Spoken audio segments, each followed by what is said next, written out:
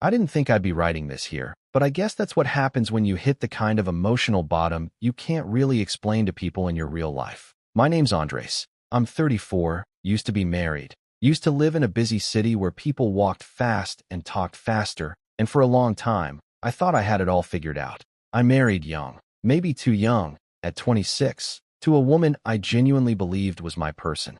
Her name was Alina. We met in college. She was ambitious, the kind of person who made 5-year plans and checked them off year by year like she was in a video game. She was sharp, beautiful in that intimidating way, and always had this energy that made people want to follow her. I wasn't like that. I'm more of a slow burn. Thoughtful. The kind of guy who likes early mornings and quiet cups of coffee more than late nights and fast deals. But I loved her, and I thought that mattered more than anything else. We were married for 6 years. No kids, by choice, at least back then. She wanted to wait until she hit a certain career milestone, some executive-level role in her tech company, and I was fine with that. I had my own work, managing operations at a local logistics firm, and we made good money between the two of us. We had a 2-bedroom apartment downtown, took international vacations once a year, and had weekly dinners with her family, her parents, her younger sister Tessa, and sometimes her aunt. My parents were long gone, passed within 2 years of each other when I was in my early 20s, so Alina's family sort of became mine by default. And for a while, it worked. At least, I thought it did. But when I look back now, I realize there were signs. Small things. Subtle, but they add up. Like how her mom, Jeanette, always referred to Alina as the one who's going places, even when we were both working long hours and making similar money. Or how her dad would make little jabs at my reliable personality, saying things like, "At least we know you'll never rock the boat," as if that was a bad thing. They weren't mean exactly, just dismissive. They treated me like I was this placeholder, this steady little stepping stone their daughter could use to leap towards something better. But I ignored it, brushed it off, because I loved Alina, and I believed she loved me. The first real crack started on a random Tuesday. I remember because we were supposed to go to her company's dinner party that night. She came home late, didn't even apologize, and said she wasn't in the mood to go anymore. I asked if everything was okay, and she just looked at me, really looked at me, and said, "I think we're in different places, Andres." That was it. No lead up, no fight, just a calm, surgical cut straight through the middle of our marriage. I remember blinking, trying to understand what she meant. I asked if she was talking about a break. Therapy. Anything. And that's when she hit me with it. She said, "You'll just slow me down. I need to move fast, and you don't. I don't know if you've ever felt your stomach physically drop, like in those dreams where you're falling and can't stop." That's what it felt like. Not just heartbreak, betrayal. Because I had supported every late-night meeting, every canceled trip, every time she needed to focus on work instead of us. And suddenly I was dead weight. I didn't argue. I couldn't. My mouth just wouldn't work. I slept on the couch that night, and the next morning, she was already packing a suitcase. Not all her stuff, just enough. And she was gone. Like that. The divorce papers came 2 weeks later. No alimony. No drawn-out court battle. We didn't have kids or property to fight over. She made it clean, cold, efficient, like I was just a chapter in a book she was editing out. But what shocked me most wasn't her. It was her family. People I had cooked for, laughed with, driven to the airport, suddenly acting like I had committed some unforgivable offense. Her mom texted me 2 days after Alina left. Just 3 lines. She needed to grow. You were holding her back. Hope you can accept that. That was the first message. More came after. From her sister, her aunt, even her dad, who had once asked me to help fix a leaky pipe in his garage. The tone wasn't angry, just disappointed. Like I'd dropped the ball on some invisible responsibility. Like I'd failed their daughter by not being good enough for her ambitions. And the more I tried to stay silent, to not lash out, the more their messages kept coming. Until one day, I just snapped. I packed a bag, left a key with my landlord, and drove out of the city. Not forever, just to clear my head. I went upstate, to this old cabin I used to visit with my parents when I was a kid. I hadn't been there in over a decade, but the road still felt familiar. The pine trees, the winding roads, the way the air changed once you left the city's noise behind. It felt like the only place where I could breathe. I thought disconnecting would help. But 2 days into my stay, I got another message. This one from Tessa. "So you just abandoned everything?" Not even a proper goodbye. You made it easy for her to leave. I stared at the screen for a long time, thumbs hovering, not even knowing what to type back. What goodbye was I supposed to give? I was the one left behind. I was the one discarded. I didn't respond. But the message sat with me. It still does. Because that's when I realized something. They didn't just believe I was in the wrong. They were rewriting the entire story, making me the villain of a narrative I didn't even know was playing out behind the scenes. And the more I thought about it, the more I realized this didn't feel like a breakup. It felt like a setup. That's when the memories started clicking into place. Alina's weird detachment over the last year. The sudden way she shifted from we to I. Her family's strangely unified coldness toward me once she left. And a nagging question started forming in the back of my mind. One that wouldn't leave me alone no matter how far into the woods I hiked to forget it. I didn't plan on digging. I really didn't. I went up to that cabin to get away from everything. My failed marriage, the noise of the city, the accusations, the weight of it all. I told myself I'd stay for a week. Just enough time to breathe. I had some books, a stack of old journals from my college days, and a plan to hike in the mornings and cook simple meals in the evenings. The cabin was quiet, just a short walk from a lake that reflected the sky like glass, and for a while, it helped. I'd wake up, brew coffee on the old stovetop, sit out on the creaky porch, and listen to the birds like some kind of early retirement fantasy. I even started sketching again, something I hadn't done since I got married, because Alina always said it was a time sink. But out there, in the silence, I felt like myself again. Almost. But the text didn't stop. Every other day, someone from Alina's family would reach out. Not to check on me. Not to ask how I was holding up. Just to remind me, directly or indirectly, that I was the problem. That I had abandoned her. That I had shut down when things got hard. That I was too weak for someone like Alina. It started to feel less like family concern and more like a coordinated smear campaign. And the worst part? I didn't even know who they thought they were talking about. Because none of it sounded like me. Tessa, her sister, was the worst. She used to come to me for everything, from help with her taxes to picking her up after bad dates when she didn't want her parents to know.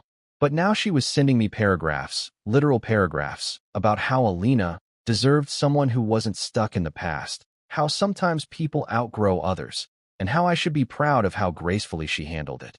Gracefully? She walked out with a duffel bag and never looked back. I hadn't even gotten closure. I tried to ignore it, but the weight of it all started eating away at me. The cabin felt more like a hiding place than a sanctuary. And one night, when I couldn't sleep, mind racing with what-ifs, I opened my laptop. Just curiosity at first. I searched her name.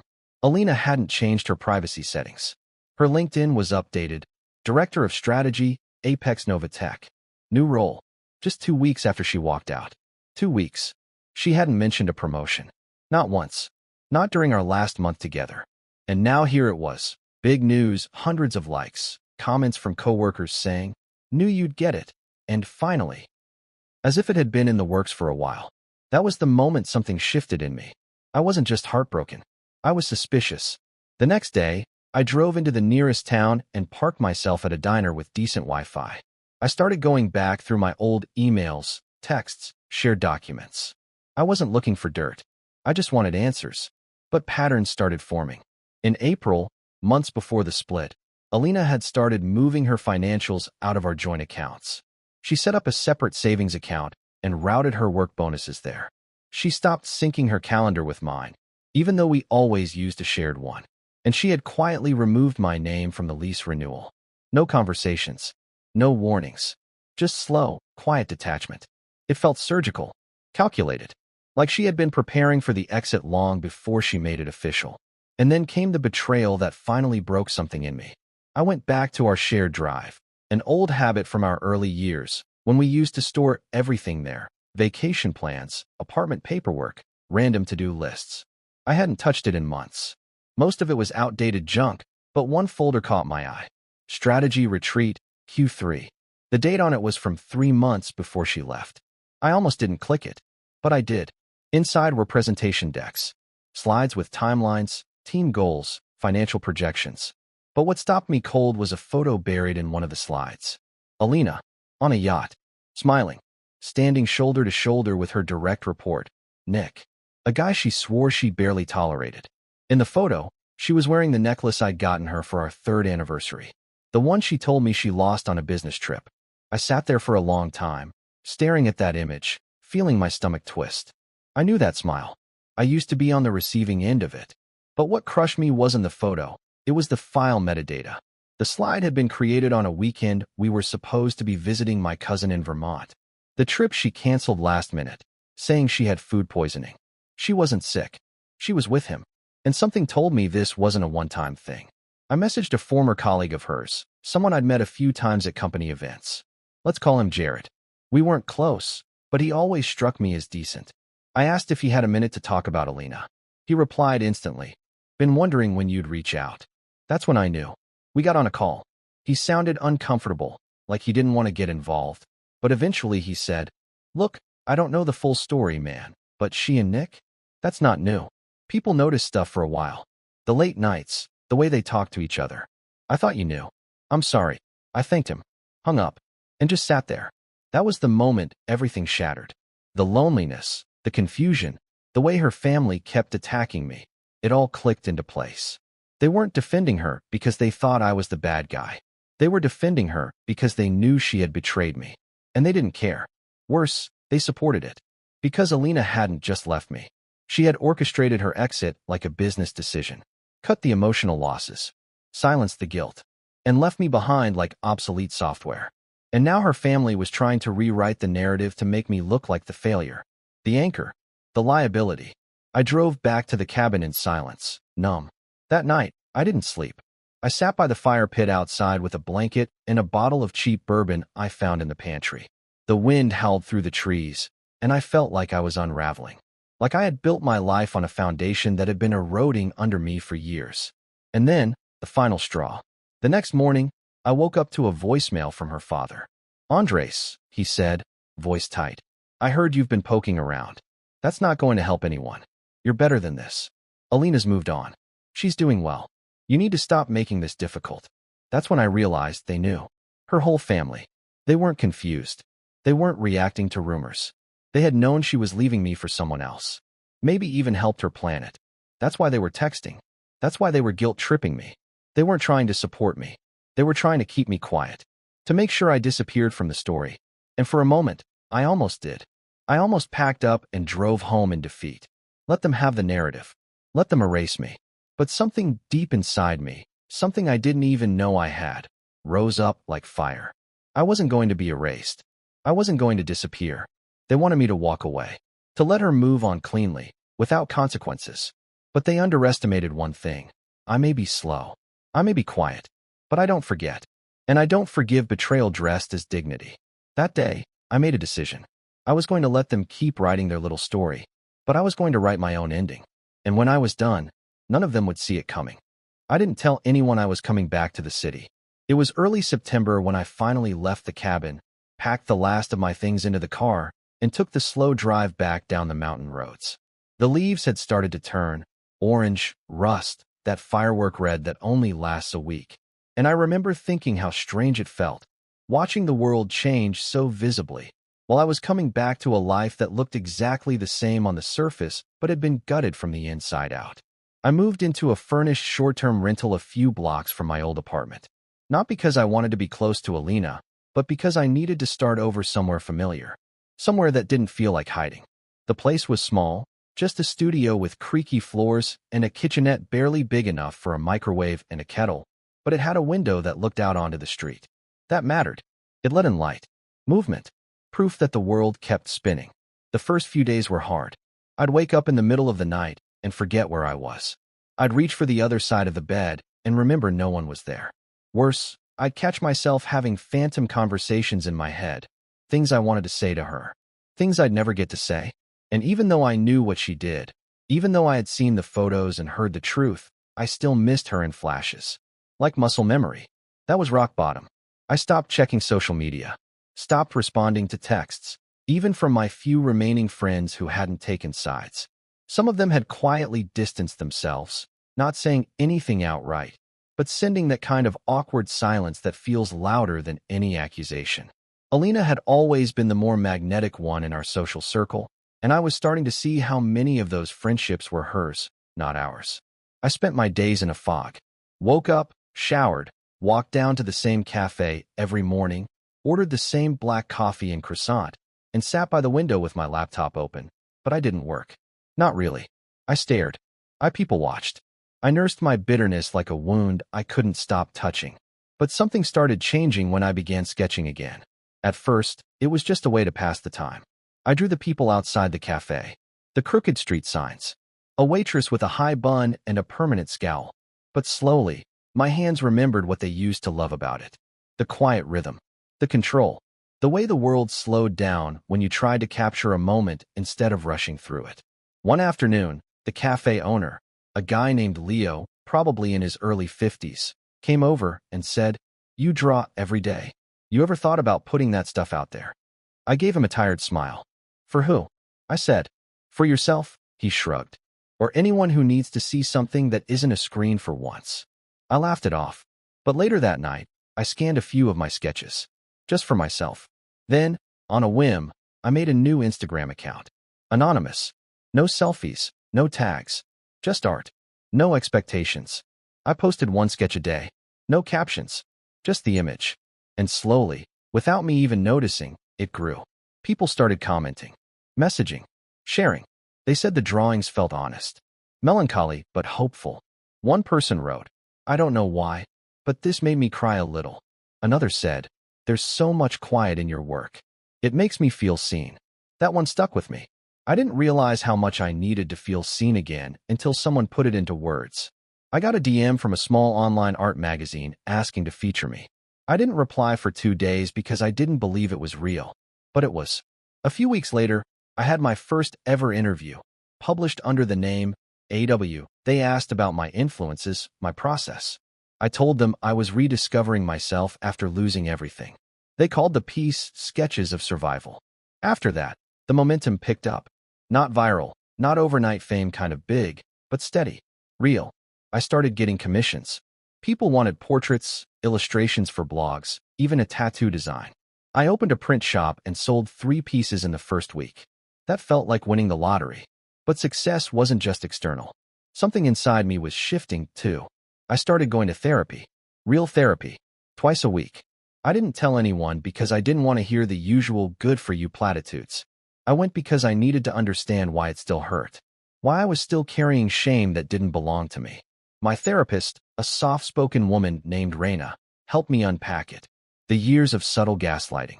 The way Alina's family never outright insulted me, but constantly undermined me.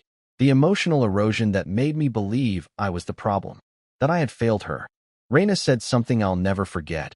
"It's not weakness to be steady. It's strength most people don't recognize until it's gone." I started writing again, too. Not publicly, just in a journal. Long entries that turned into essays. And then something strange happened. I got an email from a literary agent. She had found my Instagram, read the interview, and asked if I'd ever considered illustrating a book. "Your work feels like it wants to tell a longer story," she wrote. At first, I thought it was a mistake, a fluke, but I responded. We talked, and over the next few weeks, I pitched her an idea. Part memoir, part sketchbook, part reflection on healing after betrayal. She loved it. That's when I realized I wasn't just rebuilding. I was rising. It didn't feel like a victory at first. It felt like survival, like clawing your way out of a pit and discovering there's light above you, even if you forgot what it looked like. But as the weeks passed, I started feeling less like a ghost and more like a person again. And that's when the past tried to crawl back in. It started small. A like on one of my anonymous art posts. Then a comment. "This looks like something I'd see in Andres' sketchbook." My stomach dropped. The profile was new. No followers, no name. But I recognized the tone. It was Tessa. I didn't respond. Then came the email. From Alina. 3 words in the subject line. "I'm sorry." I didn't open it right away. I let it sit for 2 days. And when I finally did, I wished I hadn't. It wasn't an apology. Not really. It was a carefully worded essay about our shared history, how time gives us clarity, and how she hoped I was finding peace in my own way. Not once did she mention Nick. Not once did she admit what she did. She wrote like someone who was trying to clear her conscience without acknowledging the blood on her hands. At the bottom, she said, "If you ever want to talk, I'm here." I closed the laptop and walked out of the apartment. I walked for hours. Because here's the thing, I didn't want to talk. I wanted to scream. To ask her why. To shove every betrayal in her face and make her admit it. But I knew what that would do. It would pull me back into her story, into her gravity. And I wasn't in orbit anymore. Still, her message lit a fuse in me. Not rage, but clarity. Because now, I wasn't just someone trying to heal.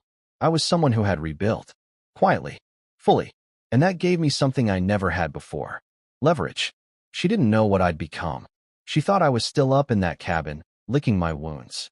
She didn't know about the growing Instagram, the book deal, the new friendships, the respect I had built on my own, without her name attached to it. And now, with her poking around, trying to rewrite history, I realized something. I wasn't the one who needed closure. She was. And that gave me power. I didn't reply to her email. Not because I didn't have anything to say, believe me, I had a novel's worth, but because I finally understood the value of silence. After everything Alina put me through, after how swiftly she cut me out of her life like a paperweight dragging her down, it was laughable that she'd think an email with a few hollow words could rewrite the story.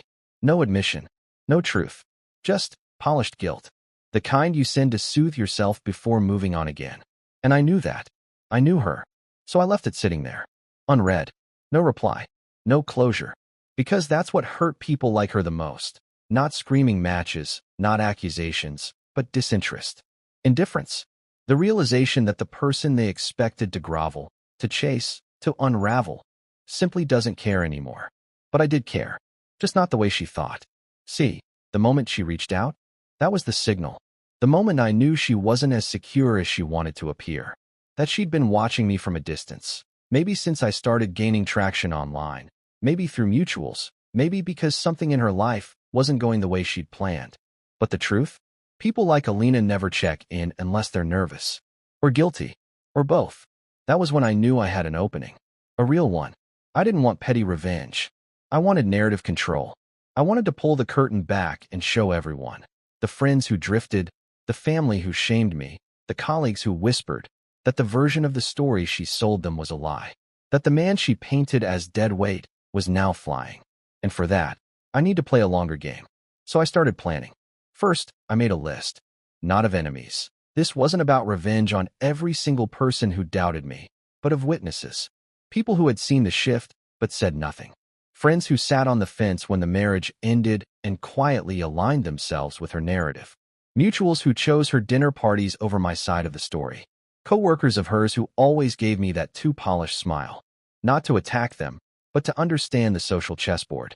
I needed to know who mattered to her, and who might be useful to me. I started with someone I never expected to help me. Jared, the co-worker who first told me about her and Nick. I reached out again, asked if he'd be willing to grab coffee. Just to catch up. He agreed, a little hesitantly, but we met at a neutral cafe halfway between our neighborhoods. He looked tired. Corporate burnout tired. I thanked him again for telling me the truth and said I wasn't looking to stir the pot. I just wanted to understand more of what happened behind my back. Jared sighed. Look, man, you didn't hear this from me, but after you left, it got kind of messy. Nick was gunning for her job. That surprised me. I thought they were. Together? He laughed under his breath. Yeah, well, office romances don't last long when there's power involved. She made director. He didn't. And he didn't take it well. A few months later, she got HR involved over some inappropriate behavior. Whole thing went quiet after that. But people talk. A lot of us figured she used him to climb. That was gold. She'd burned the very person she left me for. And her carefully built ladder to the top had already started splintering beneath her. I didn't show my hand. I nodded, thanked him, and moved the conversation to neutral ground. But inside, I was grinning. Because now I had the key. She hadn't just betrayed me. She'd betrayed others. And that meant I wasn't the only one with a story to tell. The next step came from the unlikeliest place. Leo, the cafe owner I'd been sketching in for months, approached me one morning while I was drawing. He handed me a flyer. Open gallery night, he said. A friend of mine runs a space downtown. You should submit. No pressure. Just maybe it's time more people saw what you're doing. I stared at the flyer. The submission deadline was in 3 weeks. At first, I hesitated. My art had always been mine. Quiet, personal, therapeutic. But now I had something to say. a story to tell, a way to do it my way. So I submitted. The theme was transformation. I selected 6 pieces, my strongest ones. I named them carefully: anchor, molt, erosion, echo, cutting room floor, and one final, deeply personal piece I called flight plan. Every image was laced with metaphor. A faceless figure weighed down by chains. A pair of hands dissolving into static. A staircase built from shattered mirrors. Each one told a piece of my journey. No names, no details, but anyone who knew me, really knew me, would recognize the truth. And then, for good measure, I reached out to an old college friend, Camila. She used to work in communications and had recently started her own boutique PR firm. I told her everything about the divorce, the betrayal, the anonymous art account, the gallery show. I said I didn't want press. I wanted presence, visibility, just enough for the right people to see. Camila was sharp. She didn't ask why. I think she knew. Say less, she said. I'll get some eyes on it. She delivered. 3 days before the gallery opening, the event got featured in a local arts newsletter. Then a friend of hers, an influencer who curated modern art content, shared a sneak peek on her Instagram story. The account tagged the artist's page, mine. It wasn't viral, but it spread enough.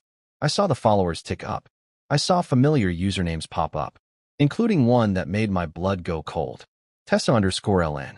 She was watching again. Good. Let her watch. The gallery night was quiet at first. A slow trickle of art students, local creatives, a few curious strangers.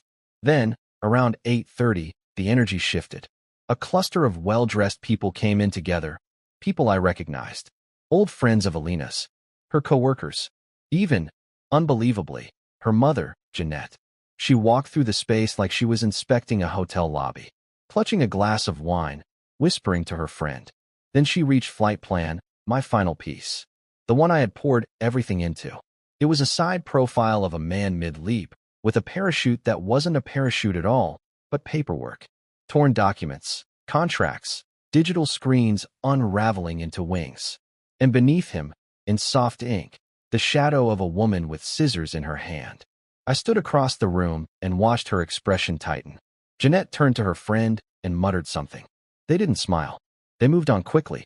Later that night, the gallery owner told me someone had asked to purchase flight plan for triple its listed price. I didn't ask who, but that wasn't the win. The win came the next morning. Alina emailed me again. This time it was longer. No subject line. Just, you made your point. You've always been talented. I never doubted that. But putting our story on display like that wasn't fair. Fair. The word rang in my ears like a bell in an empty room. I didn't reply. She wanted me to feel guilty, to back down, to explain myself. But the truth was, I hadn't used her name once. I hadn't outed her or Nick or anyone. I just told my truth. Visually, elegantly, in a way she couldn't control. I waited, not out of hesitation, but because timing is everything when it comes to justice. Not the loud kind. Not the messy, revenge plot movie kind. I didn't want scandal. I wanted something quieter, cleaner. A shift in narrative so permanent that the people who once doubted me would start questioning themselves.